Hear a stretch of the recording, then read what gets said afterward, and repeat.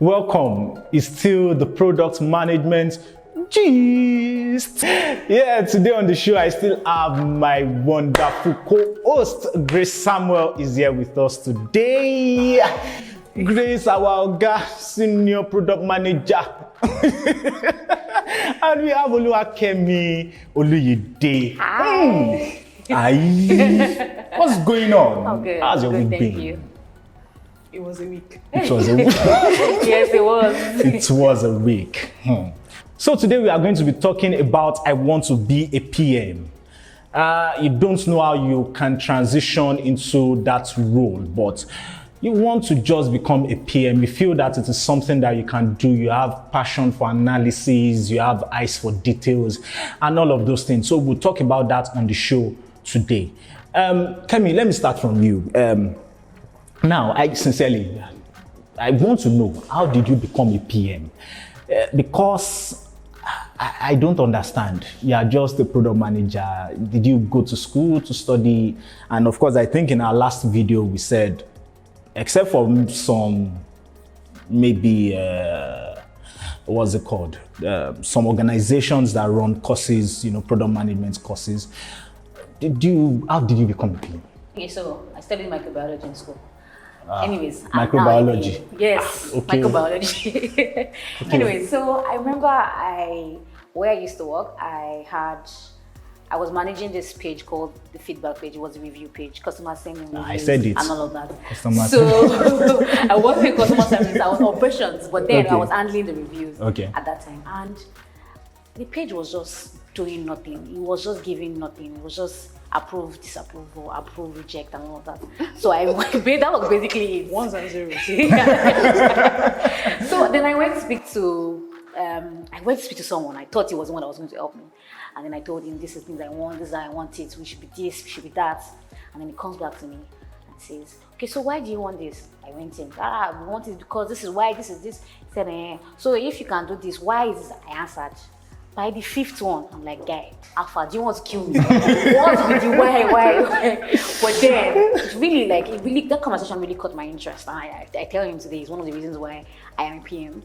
And I decided, like, okay, what do you do? And he told me, oh, he's a product manager. I'm like, really, what's that about? And from then on, I started reading about product management. What is product management? Articles, research, doing different things, taking interviews, and I was now trying to do things in my role that seemed close to product management. I tried getting rotational jobs, but it didn't work and all of that. I did an interview within my office, and it was one of the toughest I had done for product management. I didn't get it at that time, but then it was really good. And the moment the opportunity opened up, since I had been applying and I started working with people, really the opportunity opened up at that time there. I picked up the job, and that's how I transitioned to being in product management. Interesting. You studied microbiology, I studied education. Education and economics. And thank God I am a PM today. All thanks to Grace. This is interesting. I would like to know. You like to know? Okay, so you want me to tell my story? Yeah, say yours. Let me hear you transitioned. Okay, so it was 2017.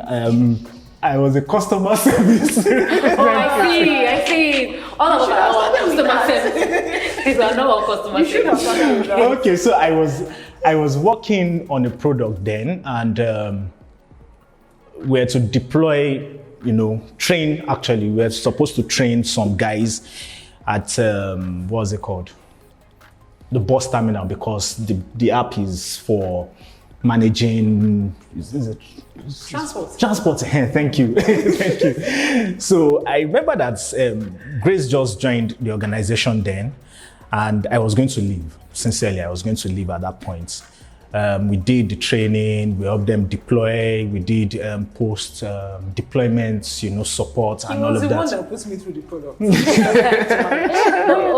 Yes, so that's true. He was the customer success person. That's true, yes. He put me through the product, told me about the whole story, the origin and where it is now, that kind of thing. So yeah. And it's quite a complex, product. I remember that my colleague then, we came in together, and for months she didn't understand the system like I do.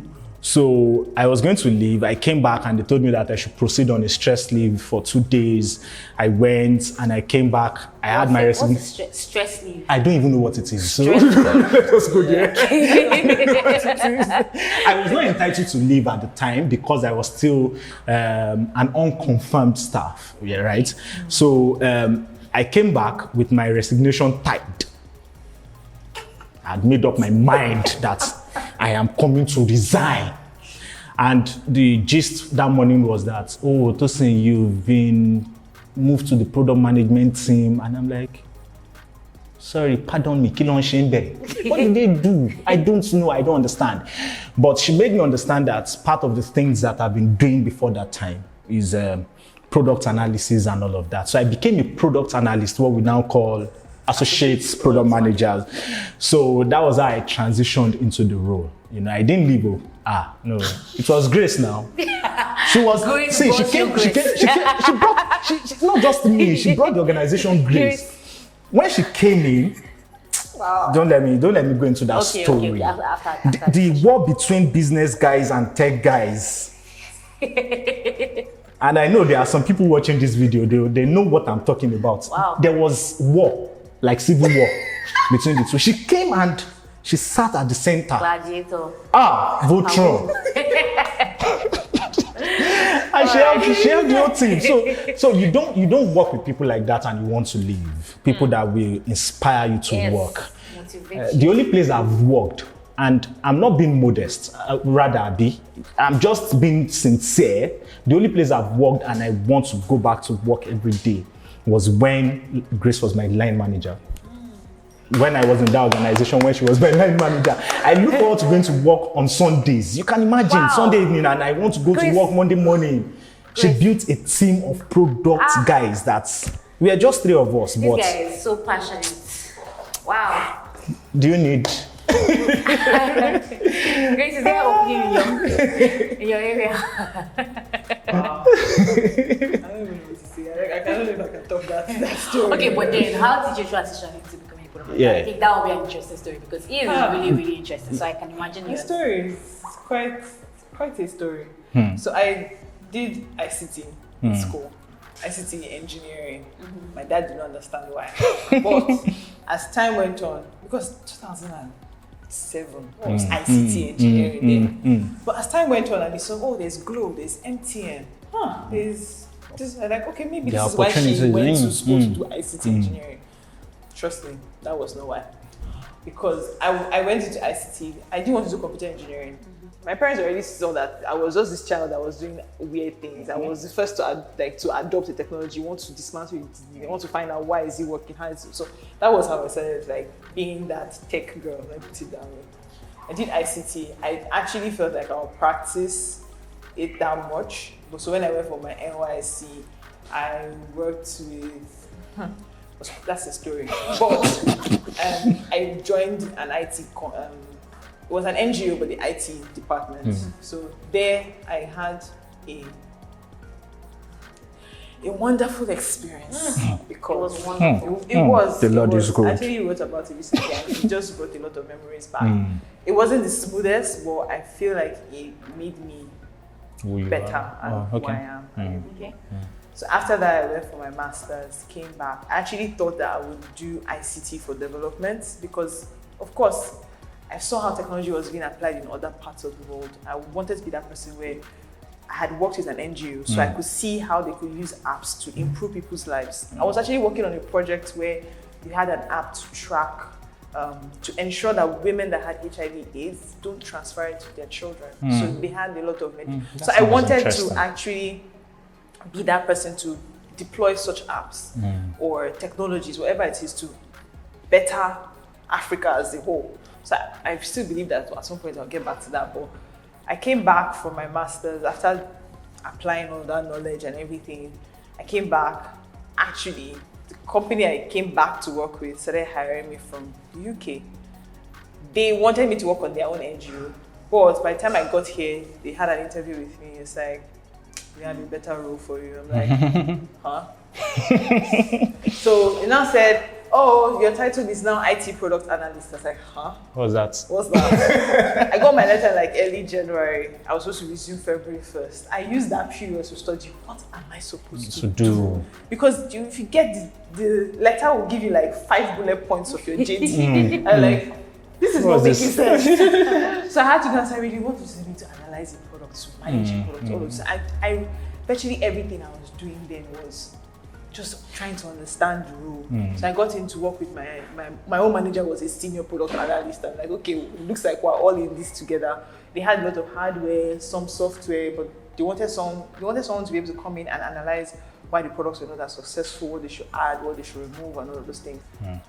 The company didn't know what that was, but I was uncovering it daily to say, okay, this was product manager. I was reading it. As at how many years ago? How many people knew what product management was? Yes. And so my first proper product management role was when I met Tosin. Really? Yeah. Wow. Wow. Wow. I didn't think I was going to end. I wasn't expecting it to end that way, but okay. That was my first product. Like my official, the title was really? Product Manager. And it meant a lot to me because from product analyst, devoting time to reading what product manager was about. This was like 4 or 5 years ago. That period, and I could go into a room, convince the entire panel and the CEO that I could do the job. It meant a lot to me, actually. That's inspiring. That's inspiring. I just had to. So, how can we help people? I see a lot of people, they aspire to perspire. They want to become product manager. They want to become a product manager. They think of this, they dream it. How can they transition? Think of it as someone that studied applied physics in uni. I don't want to do this. This is where my passion is. This is where I want to, this is what I want to do. This is what I want to do full time. I want to become a product manager. How can they transition into that role? Kemi, do you want to go first? Okay, I'll go first. Okay. So, I would say, the funny thing is, for me, product management was, because of how that conversation went, it really caught my interest. So it's exciting from the outside, but when you get in, you see that it's a whole lot. It actually looks like, at least for me, product management at first as I was. But then the good thing is, it doesn't matter your educational background. Everybody brings a unique strength to product management. That's one thing that is very good about it. And then secondly, you need to ask yourself a lot of questions and be very introspective. Like I say, can I deal with ambiguity? Am I comfortable with communicating properly? There are a couple of questions you need to ask yourself and say, okay, am I very comfortable speaking to people, like I said? Am I comfortable listening to people? And can I be empathetic? Because those are the kind of questions you need to ask yourself and say, oh, if I can do all of this, you can answer yes to most of these questions, then yes, you can start a career in product management. But then, not all that glitters is gold. It looks good from the outside, but I must warn you, it's a whole lot to uncover when it starts. Yeah. It's a lot. It's a lot. It's a lot. I think it was at a webinar last year, you said that the background you are coming from doesn't matter. That once you come from any background, you are useful. Yes. You are useful. Yeah. So what's your take on it? What's the best way? Is there a set of rules? Are there methodologies to it? Is there a way is there something that you have to do really to become a PM? I wouldn't say there is. Funny enough, I was going to, someone actually sent me a message, oh, I've done this, I've written certification, I went to the exam, I think I want to transfer to product management. And I was like, calm down. What is your why? If your why is oh my God, because product management is the next new thing, I think you're going in with the wrong mindset. Because that's how we all felt project management was the next big thing. And now, now, project management is as if it's dying off. I'm not going to say that product management is going to become extinct. I'm just saying that what is your why? Because whatever it is that you find as your why is always going to keep you in the job. Yes, there will be days where your boss will frustrate you. There will be days that you might not get your salary because the product did not go live. when those things happen, it's your why that will push you forward.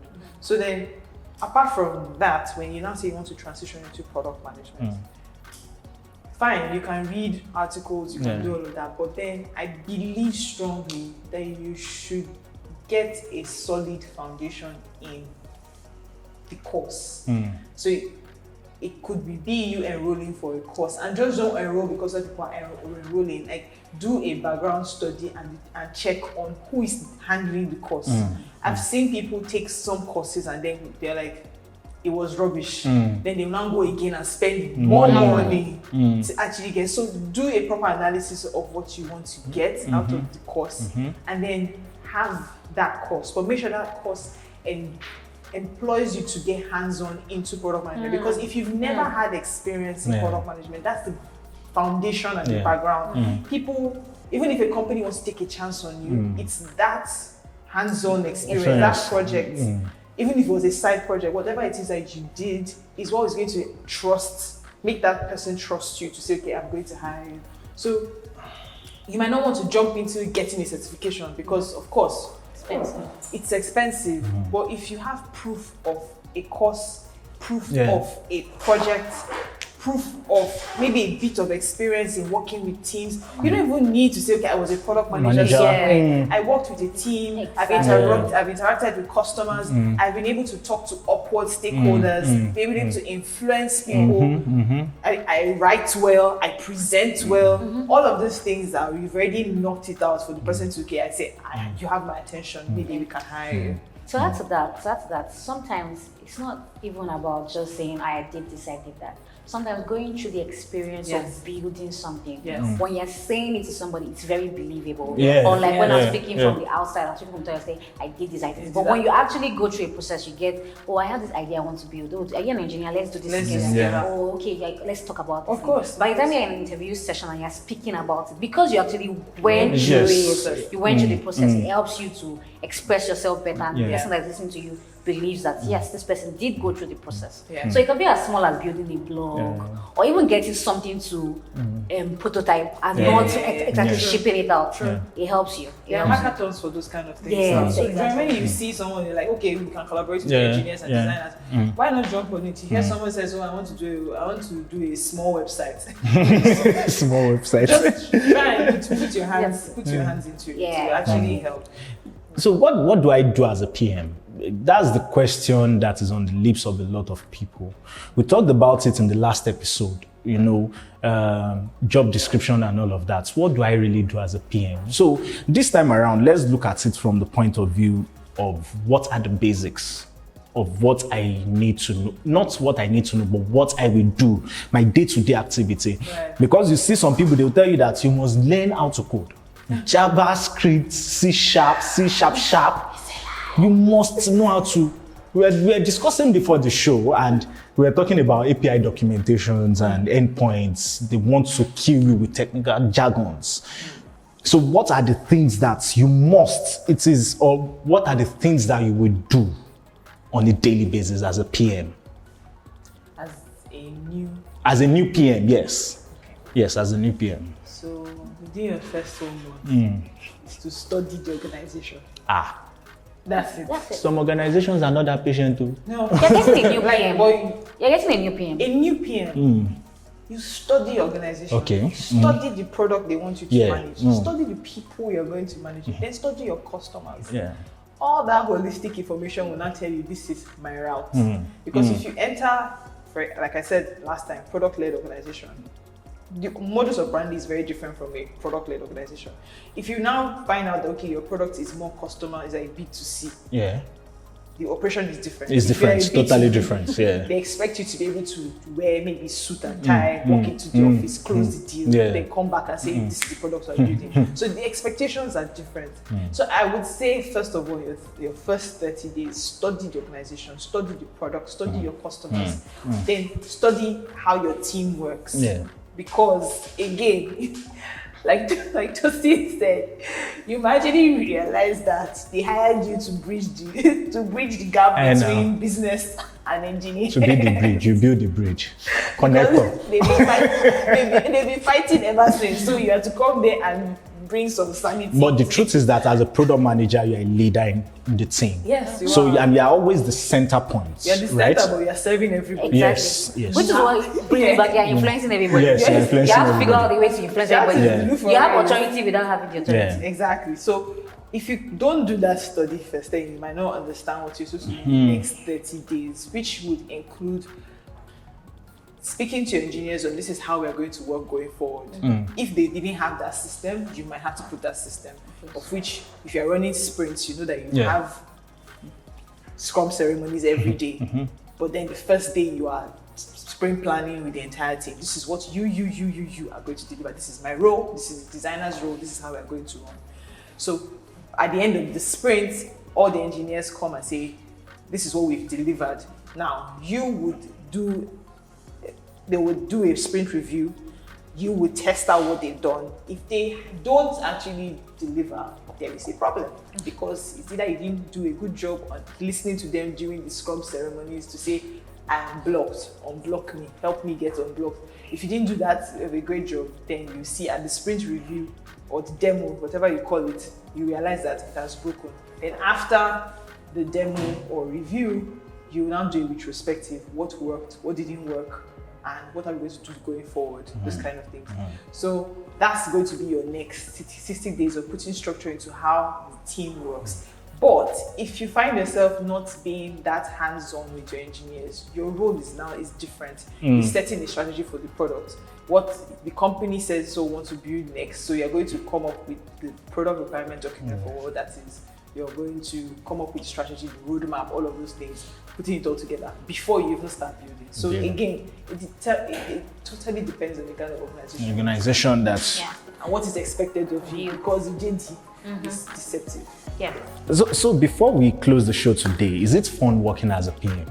Yes, it is fun. But it's not glamorous. Yeah, exactly. Which is why I said it's shiny from the outside. It's love interesting for them. challenges. Yes. If you love challenges, if you love Solving puzzles. solving things, puzzles. So that you can be a missing puzzle. if you don't like the no Yeah. product management, because every day you wake up to a different challenge, you are solving different problems. Somebody just thought of something, you have to fix it. Something broke, you have to fix it.